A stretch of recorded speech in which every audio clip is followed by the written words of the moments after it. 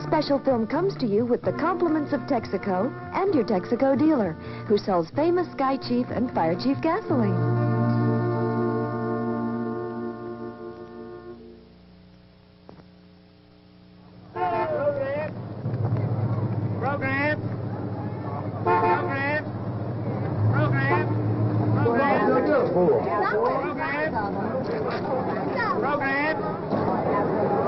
Good dog. Bring us good luck. Saints gonna win today, huh, Gumbo? Let's give a warm New Orleans welcome to our first visiting opponent, the Los Angeles Rams, unbeaten in preseason play.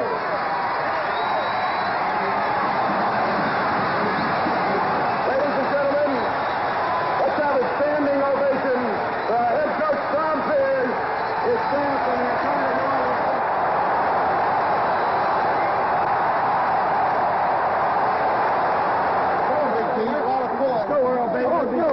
When you sing. Oh, they're right back.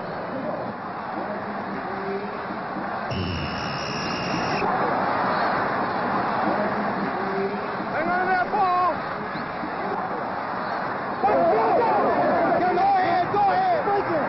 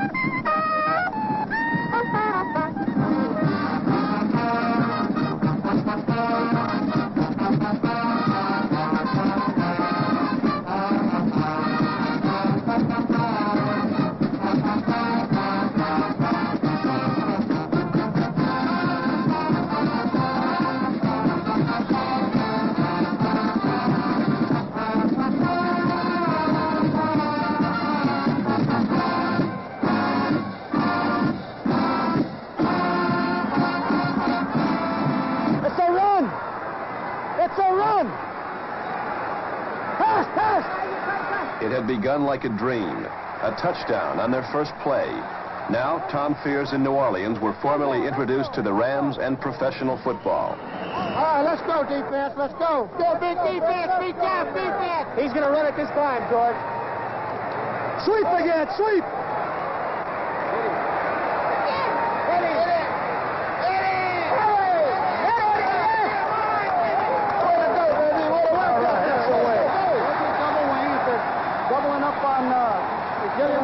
Got the other stuff, too. And when we're out of the field there, that 61 will be good when that middle backer comes out of there.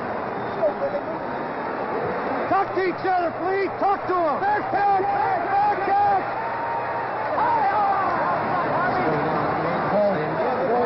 I told him that I said the last thing I tell him every time is wait on my signal and stay shoulder to shoulder. They'll counter at quarterback. Let's go, Big Billy. Keep them both in, Billy. Go, Big O. Pick it up! No!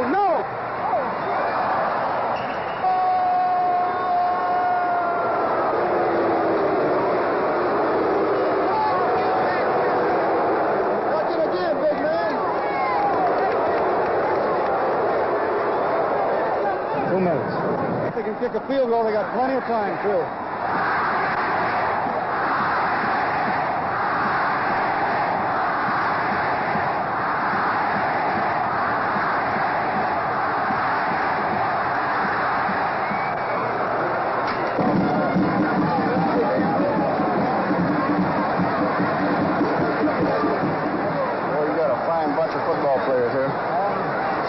That's it. Nice boy, I'll tell you. Hell of a team.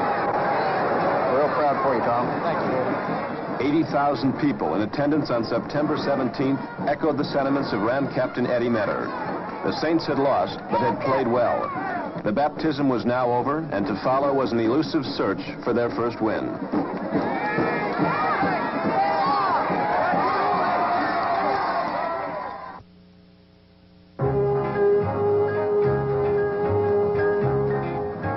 It is widely acknowledged that the youngest in any field is in for a difficult time. The Saints were no exception. for the many ingredients that make up a winning team were merely unknown factors to them. And it was these unproven factors that were to make the Saints tick, or fail to tick. In the early going, they got a few years' experience in just a few games, and it hurt.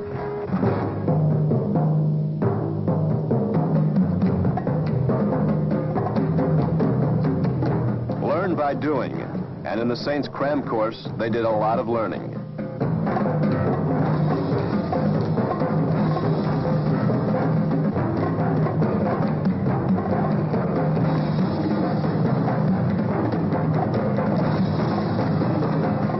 The quarterbacks weren't immune either, as they found themselves in very unbecoming positions. New Orleans had taken some early licks, all right, but from the beginning, there was a certain band of men that formed the cornerstone around which the Saints would grow. These were the veterans, the men with know-how, with poise and polish, the agile and accomplished. At running back, there was Jim Taylor and Ernie Wheelwright. But it was Taylor who exemplified the pride and spirit of these elder statesmen. In 10 record-filled seasons, he has carried the ball more times for more yardage than any other active player. At running back and the other positions, it was the veterans who showed the way. The quarterback, the leader, and New Orleans possessed two of these experienced elements. Number 15, Gary Quazzo, releases the ball in a graceful overhand motion. He is the classic style thrower. Bill Kilmer, number 17, is anything but a classic thrower, and yet his style and leadership brought winning results. At UCLA, the 49ers, and now with the Saints, almost everything he puts up in the air seems somehow to find the proper place.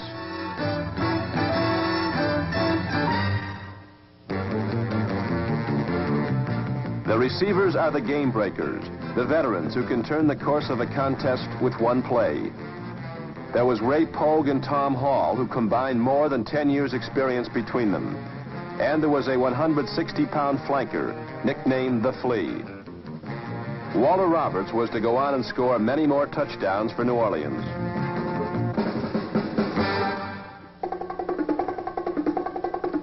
The defense. The lineman whose hands waving 8 feet in the air can discourage a Fran Tarkenton pass. The lineman who must stop a Johnny Unitas before he stops them.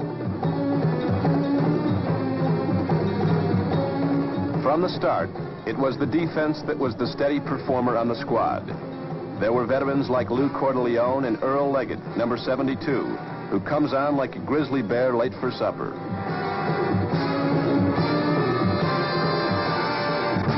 But the one who gets to the passer is Doug Atkins, the mountain that rushes like a man. Atkins was in his 15th season of professional football and quickly earned the same respect of his teammates that the league's quarterbacks had known for years.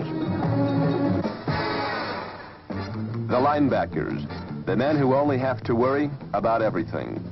Number 37, Steve Stonebreaker, symbolizes the position for New Orleans.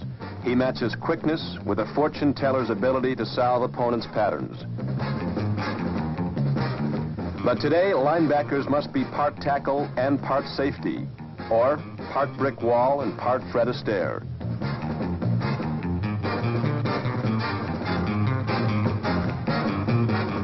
Be it Whittingham, Davis, Simmons, Stonebreaker, or number 55, Jackie Burkett, it was with the linebackers that the Saints possessed their greatest veteran strength.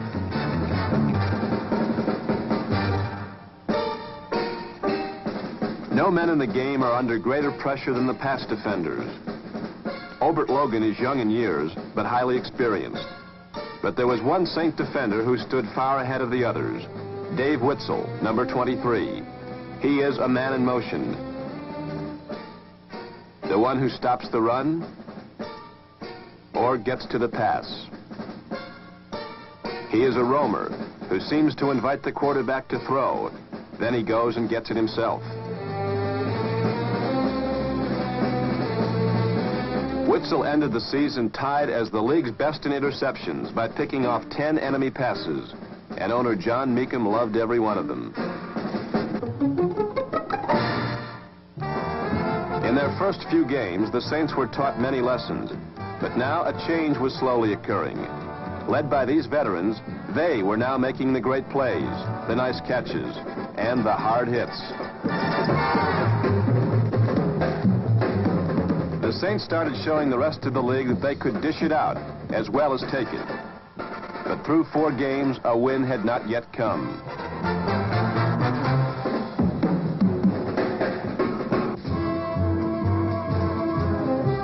In a driving rainstorm in Dallas, Texas, the Saints met the Eastern Conference champion Cowboys. And for 59 minutes, these two teams battled evenly. But Dallas held a slim lead and seemed destined to win. With 1 minute to play, the score stood Saints 10, Cowboys 14. Then the twists of fortune turned. Dan Reeves fumbled and Ted Davis recovered the loose ball. With time running out, Bill Kilmer had to pass. The rain was coming down harder now, and for the first time, the Saints felt the pressure of a last-second drive.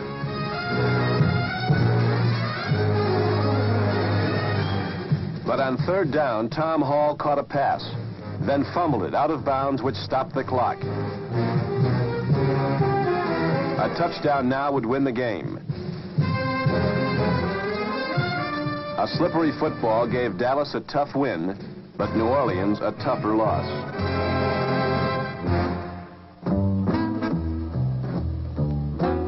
In their next home game, the Saints met the defense-minded Pittsburgh Steelers. But 2 plays by veterans highlighted a Saints-dominated first half. The first came on a spectacular goal line interception by Dave Witzel.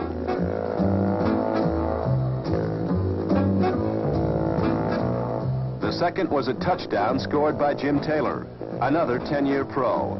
He gave a thrilled crowd reason to cheer as they led at the half 10-0. It was the veterans in the first half. But in the second, a new name became firmly etched into the Saints' future. Dan Abramowitz was a 17th round draft choice from Xavier.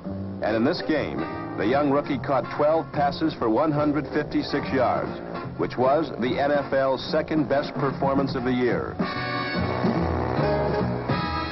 A sure-handed receiver, he clutches the ball like he could squeeze next month's rent out of it.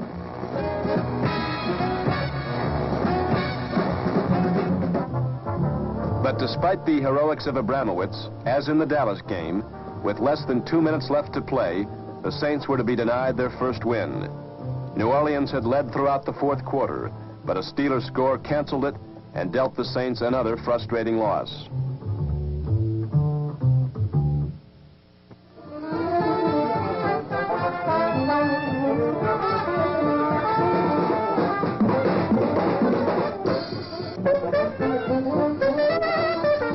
Saturday night in New Orleans.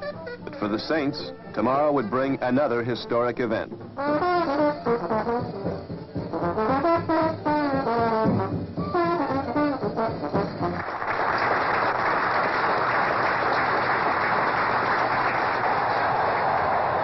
At tight end, Jim Kramer. At flanker back, from San Jose State, number 27, Walter Flea Roberts. And at fullback, from Louisiana State University,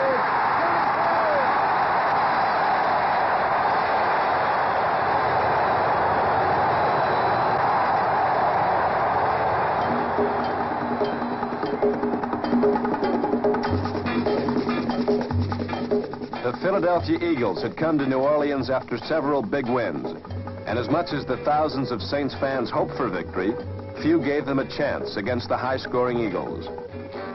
But on the opening kickoff, Walter Roberts outran the entire Eagle team en route to a 91-yard touchdown. Many recall that exactly 7 weeks earlier, the Saints season had all begun with a similar play. Perhaps this would be the omen they were looking for, a spark to initiate their first triumph.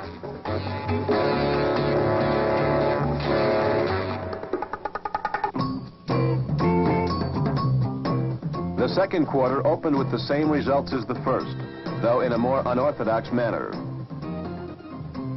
Catching a swing pass over the middle, Taylor had the ball jarred loose. But an alert Mr. Roberts was on the spot to transform the error into 6 points of magic.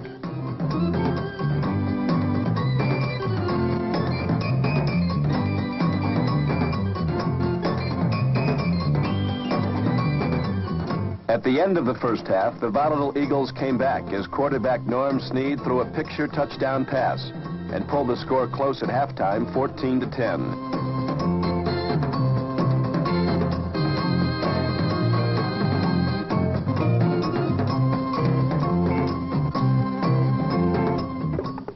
The Saints' colorful halftime shows were finally upstaged today. New Orleans' favorite thief, Davey Witzel, returned an interception 41 yards for the Saints' third touchdown of the game. With men like Schweda, Tilleman, Garcia, Cody, and Rowe, the defense had now ballooned the lead to 24-10.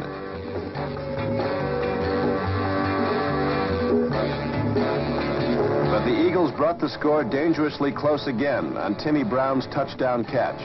So close that a Saints mistake now would again cost the lead.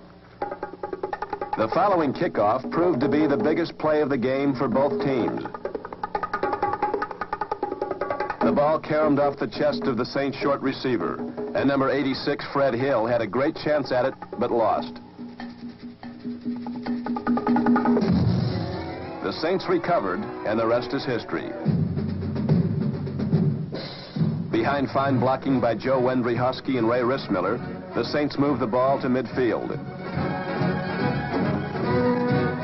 The heroes had been many, from offense to defense, and the Saints now climaxed their dream game on one play. Gary Quazzo passed to the biggest hero of all, Walter Roberts, and for the patient and loving fans of New Orleans, a welcome sight was the final score, Saints 31, Eagles 24.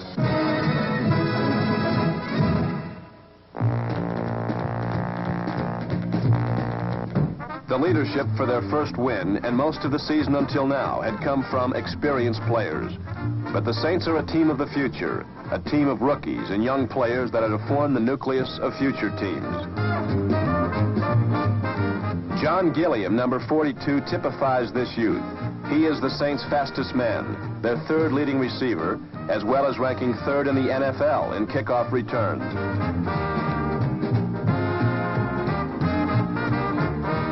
Number 32, Tom Barrington, is a power runner, and late in the season was counted on for the tough inside yards. Behind a great block by Jerry Sturm, another rookie, Charlie Brown, scored against the Baltimore Colts.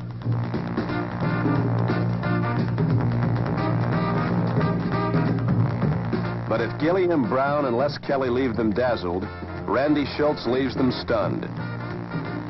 Built in the Taylor mold, Schultz, number 33, will be hard to keep out of future Saints starting lineups. Complementing veteran receivers were young players like Vern Burke and number 89, Kent Kramer. And of course, Dan Abramowitz, who in his first year was admitted into the exclusive group of receivers with 50 or more catches in one season.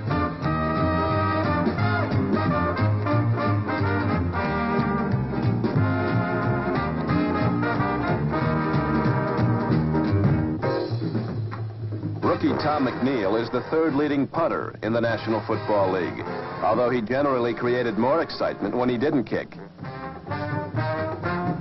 McNeil punted for a 43-yard average, but his dangerous fourth down dashes quickly became his trademark.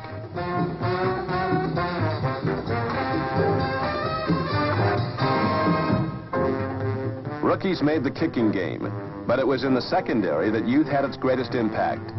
Daredevil defenders like Bo Burris, George Rose, Jim Heidel, and John Douglas were given tremendous responsibility that will pay off in the future. It was the fine blending of veterans and all these youngsters that carried the Saints to their final games.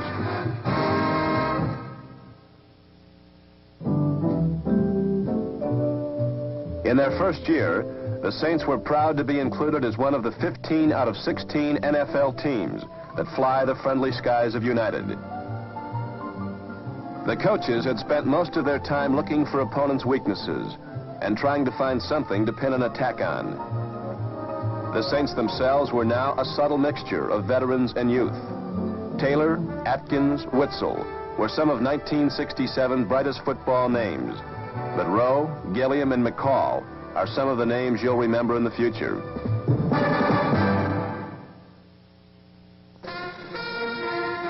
The last away game for New Orleans was played in the wintry shadows of Washington, D.C., but the contest between the old and the new was never in doubt. It was a total and convincing Saint victory, dedicated to the rookies who made it so. Dan Abramowitz scored the opening touchdown, and in a replay, it can be seen that it was a block by Randy Schultz on a blitzing Sam Huff that gave Kilmer the chance to throw for the touchdown.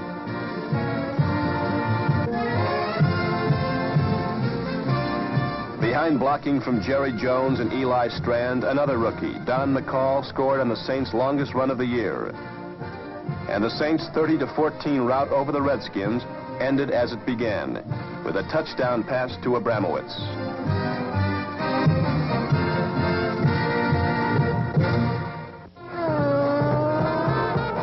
Pro football in New Orleans is more than a football game. It is fun, pageantry, and 83,000 loyal fans.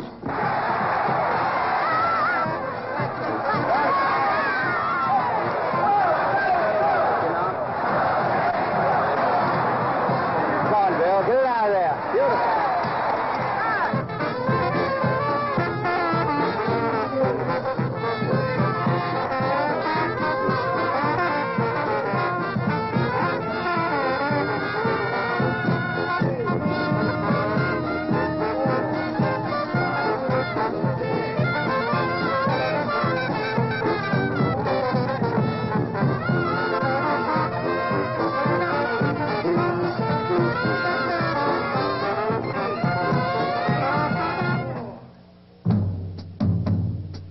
The battle for NFL supremacy of the South, and the last home game for the Saints.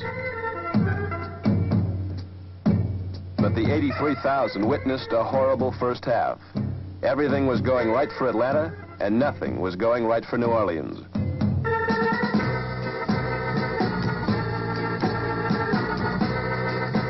Behind at 1 point by 18, a very frustrating half ended with the Falcons holding a 21-10 lead. But in the second half, some changes were made, and the drama to catch up was on. Fine blocking by Dale Williams and Roy Schmidt gave Schultz all the room he needed. This was the last score until late in the game, when the Saints again came alive.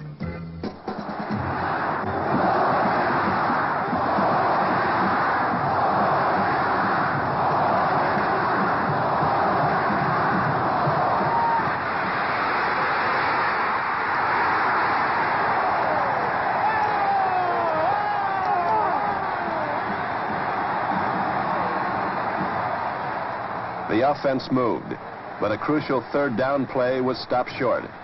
So Fears called on kicker Charlie Durkee to keep them within striking distance. All right, Fleety, all right. Everything's all right. Real good. That's the way to hold them on. Good.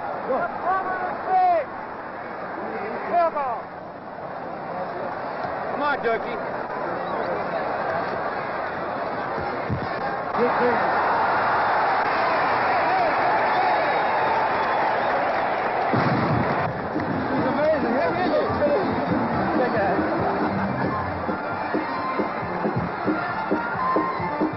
New Orleans trailed by 4 points and had 97 yards to go for a touchdown.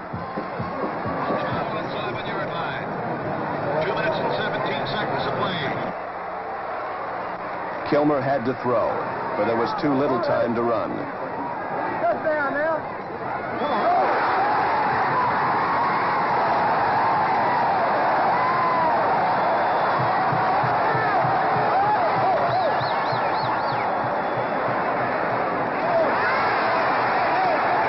Successive passes to Gilliam and Pogue put the ball on Atlanta's 26-yard line, where Barrington moved 13 yards closer, but time was running out. X turn out? Yeah, I'm going to go right, X turn out. Okay.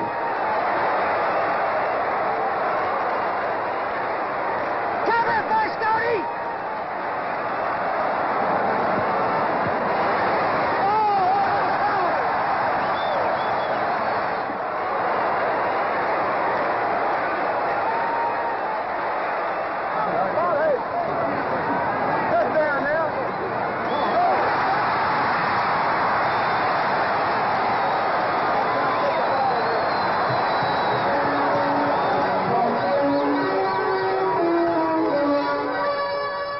The Saints had won the first battle of the South, but more than that, they had just concluded a thrilling first season. A grand salute to John Meekum, Tom Fears, and New Orleans.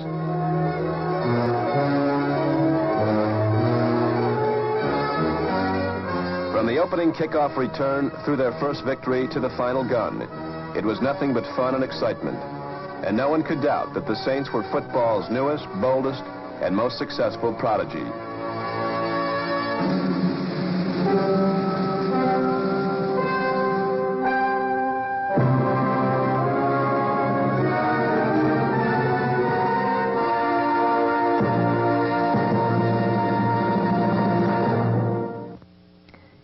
This film of the New Orleans Saints was presented by Texaco, the company that sells more gasoline than anybody else.